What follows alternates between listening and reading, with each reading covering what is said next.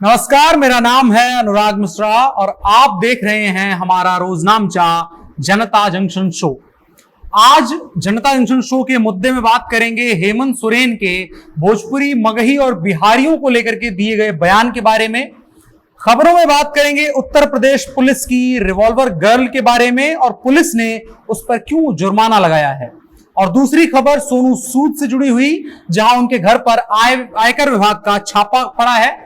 अगली खबर बिहार के एनएमसीएच से है, जहां लगातार बच्चों की मौत हो रही है। सरकार की जिम्मेदारी को लेकर के बात करेंगे। अगली खबर भाषा, भोजपुरी और मगही को 8वीं अनुसूची में शामिल किए जाने को लेकर बात होगी। जीतन राम मांझी के उस पत्र का भी जिक्र होगा। तो इस तरह से कुछ दिखेगा आपका आज का जनता जंक्शन शो। तो आइए शुरू करते हैं जनता जंक्शन शो, जहां पर आज का मुद्दा है कि क्या भोजपुरी गुंडों और मवालियों की भाषा है। जवाब है नहीं। ये कबीर दास, भिखारी ठाकुर, शिवपूजन सहाय, महेंद्र मिसिर समेत तमाम उन लोगों की भाषा है जिन्होंने समाज को नई दिशाएं दी हैं और आज भी वो नई दिशाएं देने का काम कर रहे हैं। भोजपुरी दुनिया की सबसे मीठी भाषाओं में से एक है, जहां लोग गुस्से में भी सामने वाले को बबुआ कहकर बुलाते हैं। यह है भोजपुरी। लेकिन अब यह मुद्दा क्यों है आज का हमारा, तो इसकी वजह है झारखंड के मुख्यमंत्री हेमंत सोरेन का एक बयान, जिसमें वो भोजपुरी को बलात्कारियों की भाषा, गुंडे मवालियों की भाषा बता रहे हैं और कह रहे हैं हम झारखंड का बिहारीकरण नहीं होने देंगे। क्यों सोरेन जी? अगर आपके बगल से कोई बिहारी, भोजपुरी या मगही बोलने वाला गुजरेगा तो ऐसे बिहारी बिहारी चिपक जाएगा क्या आपको? भूल गए क्या आप कि आपकी पैदाइश इसी बिहार की है और प्रधानमंत्री बनने में देर है आपको। अभी लोगों को कपड़ों और बोली से पहचानने की योग्यता और ताकत और दिव्य दृष्टि वहां जाकर आती है। अभी आप मुख्यमंत्री हैं और वो भी नवनिर्वाचित। तो सर अभी संभल कर खेल खेलिए, बहुत लंबी पारी खेल पाएंगे। नफरत की खेती बहुत जल्दी काट ली जाती है। करेले की फसल 2 महीने में निपट जाती है और गन्ना साल भर खड़ा रहता है। तो मिठास बनकर रहिएगा तो चलेंगे, नफरत बनकर लंबे वक्त तक नहीं चल पाएंगे।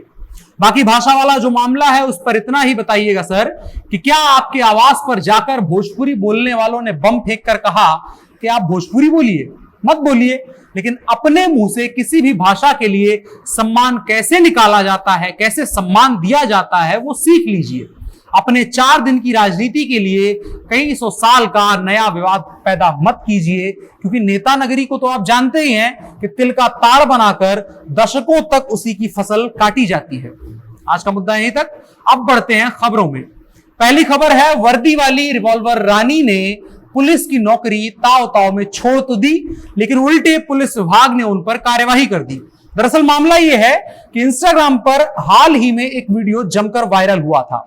इसमें वर्दी पहने एक महिला सिपाही रिवॉल्वर लगाकर एक्शन में डायलॉग बोलती हुई दिख रही थी। इस पर खूब वायरल हुआ था जो उनका वो डायलॉग ये था कि हरियाणा और पंजाब तो बेकार ही बदनाम है, आओ कभी उत्तर प्रदेश, रंगबाजी क्या होती है हम तुम्हें बताएंगे। न गुंडई पर गाना बनाते हैं, न गाड़ी पर जाट गुज्जर लिखाते हैं, हमारे यहां 5-5 साल के बच्चे भी पिस्तौल चलाते हैं। अब राहुल गांधी चांदी का चम्मच लेकर पैदा हुए थे तो संभव है ये कट्टा लेकर पैदा हुई होंगी। बाकी हम भी उत्तर प्रदेश से आते हैं। बच्चे बेचारे पिताजी से 10 रुपए वाली बंदूक लेने के लिए गला फाड़ देते हैं। आखिर में 2-4 तमाचे पाने के बाद एक 10 रुपए वाली बंदूक उनको मिलती है। खैर, मुद्दे पर लौटते हैं। मूल रूप से औरैया जिले की रहने वाली प्रियंका मिश्रा की 10 अक्टूबर 2020 को पुलिस में सिपाही के पद पर भर्ती हुई थी। आगरा में तैनाती के दौरान प्रियंका मिश्रा का यह वीडियो वायरल हुआ था।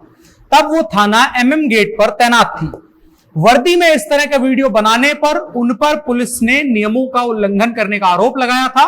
24 अगस्त को वर्दी में रिवॉल्वर वाला वीडियो वायरल होने के बाद मामला गरमाया तो उन्हें लाइन हाजिर कर दिया गया। इसके बाद प्रियंका ने 31 अगस्त को खुद ही SSP को अपना इस्तीफा सौंप दिया था और इस्तीफा उनका मंजूर भी हो गया था। अब प्रियंका मिश्रा को नया नोटिस जारी किया गया है। SSP मुनिराज का इस बारे में कहना है कि प्रियंका मिश्रा की नौकरी को 20 साल नहीं हुए थे, उनकी उम्र भी अधिक नहीं है। पुलिस नियमावली के अनुसार उनका इस्तीफा स्वैच्छिक सेवानिवृत्ति की श्रेणी में नहीं आता है। ऐसे में अगर कोई पुलिस वाला खुद नौकरी छोड़ता है तो ट्रेनिंग का खर्चा उसी से वसूल किया जाता है। सरकारी रिकॉर्ड के अनुसार प्रियंका ने 225 दिन तक ट्रेनिंग की थी। हर महीने उनकी ट्रेनिंग पर 20,280 रुपए खर्च हुए थे। इस तरह करीब 1,52,000 रुपए ट्रेनिंग में खर्चा हुआ। इस तरह प्रियंका को 182 लाख रुपए जमा करने का नोटिस किया गया है। इस्तीफा स्वीकार होने के बाद प्रियंका ने अपने आगे के प्लान के बारे में कई मीडिया संस्थानों से बात करते हुए बताया कि उनकी कोशिश रहेगी कि वो आगे सिविल सर्विसेज की तैयारी करके आईपीएस बने, और अगर उन्हें सफलता नहीं मिली तो वो मॉडलिंग पर भी विचार करेंगी। बाकी इंस्टाग्राम पर आप उनको फॉलो कर सकते हैं। बढ़ते हैं दूसरी खबर की तरफ। यह खबर मसीहा से जुड़ी हुई है। मसीहा यानी सोनू सूद। आयकर विभाग की टीम सर्वे के लिए मुंबई में सोनू के घर और उनके दफ्तरों पर पहुंची। अभी तक उपलब्ध जानकारी के मुताबिक आयकर टीम ने सोनू से जुड़ी 6 अलग अलग जगहों पर सर्वे किया है जो सोनू से मूल रूप से जुड़ी हुई है। बता दें, सोनू सूद कोरोना महामारी के दौरान अपने सामाजिक कार्यों के लिए काफी चर्चा में रहे थे। ये तब से शुरू हुआ था मदद का सिलसिला और अभी तक ये चले जा रहा है। ट्विटर के जरिए भी जरूरतमंद सोनू और उनकी टीम को अप्रोच करते हैं। पिछले दिनों दिल्ली सरकार ने सोनू को मेंटरशिप प्रोग्राम का चेहरा बनाया था। इसके लिए दिल्ली में मुख्यमंत्री अरविंद केजरीवाल ने सोनू सूद के साथ एक प्रेस कॉन्फ्रेंस की थी। इस कार्यक्रम के तहत सोनू ऐसे बच्चों का मार्गदर्शन करेंगे जो सुविधा संपन्न नहीं है। वहीं पढ़े लिखे लोगों को भी इस कार्यक्रम से जुड़ने के लिए प्रेरित करेंगे। कई लोग इंटरनेट पर यह भी लिख रहे हैं कि ये जो कार्यवाही हो रही है वो सोनू सूद के आम आदमी पार्टी से करीबियों के चलते हो रही है। फिलहाल इस चीज की कोई पुष्टि नहीं है कि यह कार्यवाही किन चीजों की वजह से हो रही है। अगली खबर बिहार के एनएमसीएच से है। एनएमसीएच में अब तक 6 बच्चों की मौत वायरल बुखार से हो गई है।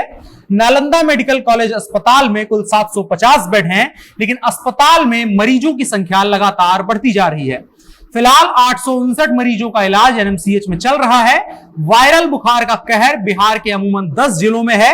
गोपालगंज और मुजफ्फरपुर बीमारी का और इस बुखार का हॉटस्पॉट बना हुआ है, जबकि सारण, वैशाली, सिवान समेत राजधानी पटना में भी बुखार बच्चों को अपनी जद में ले रहा है। बच्चों के साथ ही बड़े भी बुखार से ग्रसित हो रहे हैं, लेकिन बच्चों में इसका प्रकोप ज्यादा देखने को मिल रहा है। बुखार की जद में आकर कई बच्चों की मौत हो गई है।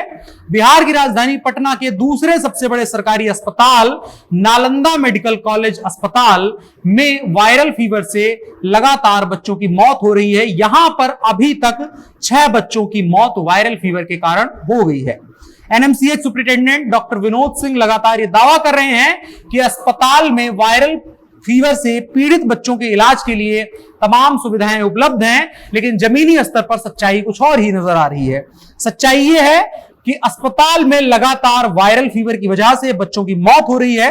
अस्पताल में इलाज करा रहे मरीजों के परिजनों का कहना है अस्पताल में दवाई नहीं मिल रही है, डॉक्टर दवा बाहर से लाने के लिए कह रहे हैं, जो बड़ी परेशानियों के बाद मिल रहा है। मरीज और उनके परिजनों को आर्थिक तंगी का भी सामना करना पड़ रहा है, और अस्पताल में बदहाली के तो क्या ही कहने हैं।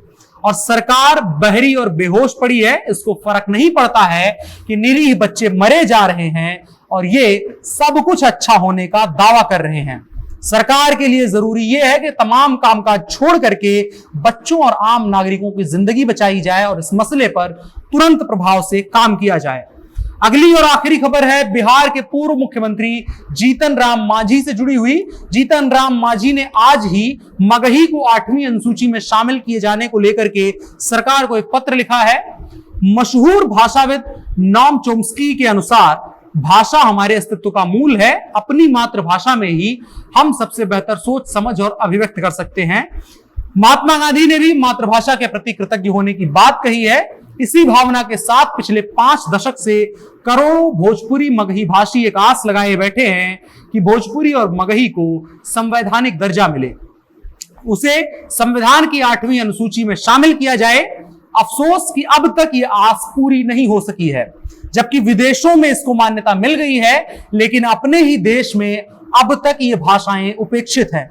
इसको एड्रेस किया जाना जरूरी है और जीतन राम मांझी के इस पत्र से ये चर्चा और ये मुहिम एक बार फिर से जोर पकड़ेगी, इसकी उम्मीद है।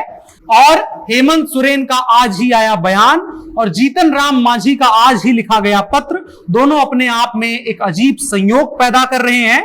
कहीं ना कहीं जीतन राम मांझी इस मुद्दे को उठता देख करके उसको भुनाने की भी कोशिश कर रहे हैं, लेकिन यह जरूरी मुद्दा है, इसको जब भी उठाया जाए तभी सही है। और ये 8वीं अनुसूची में शामिल किए जाने का विवाद काफी लंबा और पुराना है। जीतन राम मांझी ने इस पर कहा कि करोड़ों मगही भाषियों के स्वाभिमान के प्रतीक मगही भाषा को सम्मान दिलाने के लिए कई बार राजनीतिक दल इस मुहिम से जुड़े हैं। भोजपुरी और मगही को 8वीं अनुसूची में शामिल करवाना हमारा भी नैतिक कर्तव्य और हमारी भी नैतिक जिम्मेदारी है। हमारी भाषा को लेकर लंबे समय से बात तो चल रही है, यह जरूरी अब हो जाता है कि इस पर ध्यान दिया जाए। बता दें कि गृह मंत्री राजनाथ सिंह भी इससे पहले इस मुहिम का समर्थन कर चुके हैं। वो कह चुके हैं कि भोजपुरी और मगही को, खास करके भोजपुरी को लेकर के उन्होंने कहा था कि उसको 8वीं अनुसूची में शामिल किया जाएगा। आपको बता दें कि भोजपुरी बोलने वालों की संख्या 22 करोड़ से भी अधिक है।